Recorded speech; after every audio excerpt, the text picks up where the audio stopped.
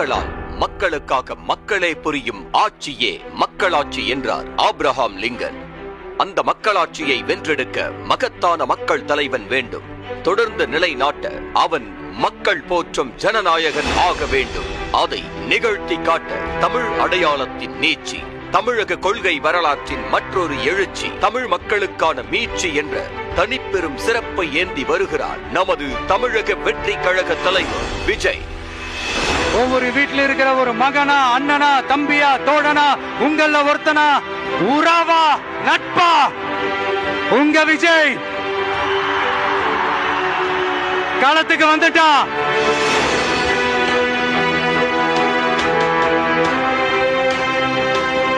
கொள்கை தலைவர்களையும் மக்கள் கொண்ட நம்பிக்கைகளையும் மட்டுமே ஏற்று கொடும் ஆட்சியாளர்களுக்கு எதிராக 2026ஆம் ஆண்டு அவர் நிகழ்த்த போவது மாபெரும் ஜனநாயக புரட்சி. மாற்றத்திற்கான பாதையில் மக்களோடு இணைந்து மக்கள் தலைவரோடு கைகோர்த்துள்ளோம் நாம். அவர் அடையவிருக்கும் மக்களுக்கான விடிவு காலத்திற்கான அடித்தளத்தை நம் அனைவரின் கைகளிலும் கொடுத்திருக்கிறது காலம். தமிழக வெற்றி கழகத்தின் பூத் முகவர் என்ற வரலாற்று பொறுப்பை ஏற்றிருக்கும் நாம் பிறக்கப் போகும் மக்களுக்கான வரலாற்றின் முன்னவர்களாக, முன்கள வீரர்களாக களத்தில் நிற்கிறோம். தேர்தல் என்ற ஜனநாயகத்தின் சிறப்பு மக்களின் பொன்னான வாக்குகளால் நிறைவடைகிறது.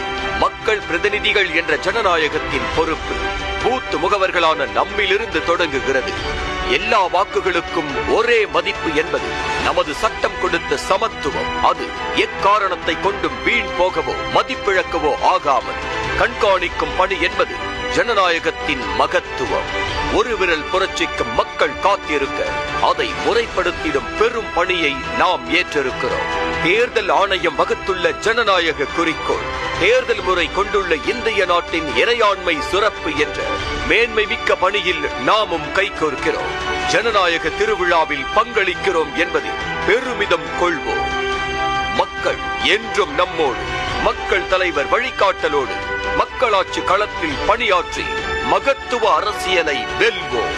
களமும் நமதே, இனி வரும் காலமும் நமதே.